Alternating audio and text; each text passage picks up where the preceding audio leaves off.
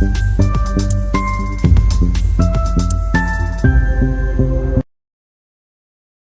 हम समझ लेते हैं मार्केट किस हिसाब से बायर और सेलर को बिठाने की कोशिश किया है। देखो, जो सेलर को मार्केट क्लोजिंग पे से सेलिंग करा रहा था ना, उसको तो मार्केट निकाल दिया। उसके बाद यहाँ पर इतना ज़्यादा टाइम स्पेंड कर दिया, इसलिए ये अपसाइड नहीं जा पाया, नहीं तो यहीं पर मैं एग्ज़िट करने का वजह इसलिए था। मैं तभी भी लाइव वीडियो में बोला था कि इसको टाइम नहीं लेना चाहिए, इसको तुरंत ही ब्रेकआउट वगैरह कर देना चाहिए, तभी जाके ये सेलर ट्रैप होगा।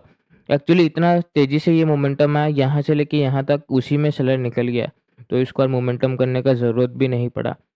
खैर जो है सो है, यहाँ पर एक चीज़ हम लोग को देखने को मिल रहा है कि साइडवेज़ होने के चक्कर में क्या हुआ, दूसरे लोग बाइंग करने लग गए। जैसे हम लोग बाइंग करने लग गए, फिर दूसरे लोग भी बाइंग का पोज़ीशन बना दिए, तो हम लोग तो यहाँ पर बनाए थे ताकि कंटिन्यूएशन मोमेंटम मिल जाए और हम लोग का मोमेंटम मिस ना हो। पर दूसरे लोग क्या करते हैं ना, यहाँ पर साइडवेज़ होने से बना लेते हैं क्योंकि उनको पॉजिटिविटी दिख रहा है और राउंड नंबर का सपोर्ट भी दिख रहा है, तो मार्केट एट द एंड उनको भी निकाल दिया है।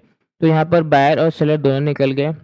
हालाँकि देखो, फिर से हम लोग वही चीज़ है, ओपनिंग के ऊपर डिसाइड करता है, पर यही बात है कि अब सेलर को एसएल मिल गया 57,500 और निफ्टी में हम लोग को 24,500। तो जब तक ये लेवल क्रॉस नहीं होता 24,500 और 57,500, हम लोग बाइंग साइड जाने का बिल्कुल भी कोशिश नहीं करेंगे।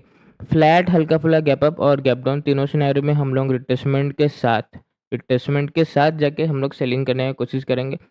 थोड़ा-सा ध्यान रख लेना, गैप अप के बाद अगर कंटिन्यू पॉजिटिव मोमेंटम आया, ब्रेकआउट वगैरह किया 500 लेवल का, तभी जाके हम लोग बाइंग करेंगे, वरना ऐसे सिनेरियो में फ्लैट गैप अप या गैप डाउन, छोटा-मोटा गैप अप चलेगा और बड़ा गैप डाउन में थोड़ा-सा और ज़्यादा वेट हम लोगों को करना पड़ेगा क्योंकि दूसरे लोग का साइकोलॉजी ज़्यादा ही नेगेटिव हो जाएगा। तो प्रॉपर कन्फर्मेशन के साथ ही ट्रेड लेना। धन्यवाद।